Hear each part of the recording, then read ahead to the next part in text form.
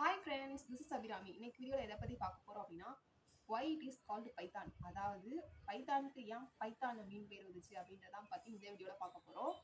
First வந்து பைத்தானை யார் implement பண்ணாங்க, அதாவது ஃபர்ஸ்ட் யார் ஃபைன் பண்ணாங்க அப்படின்னா குயிடோ வேன் ராசம் அப்படின்றவர் தான் பைத்தானை வந்து ஃபைன் பண்ணாங்க. இவர் வந்து எப்போ வந்து இம்ப்ளிமெண்ட் பண்ண ஸ்டார்ட் பண்ணார்னா 1970ஸ்லேயே இவர் வந்து இம்ப்ளிமெண்ட் பண்ண ஸ்டார்ட் பண்ணிட்டாரு. நமக்கு கிடைச்சது என்னவோ ஏர்லியர் 1990ஸ்ல தான் கிடைச்சது. பட் ஆனால் இவர் 1970ஸ்லேயே இம்ப்ளிமெண்ட் பண்ணுறதுக்கு அதை பற்றின வந்து ரிசர்ச்லாம் ஸ்டார்ட் பண்ணிட்டாங்க.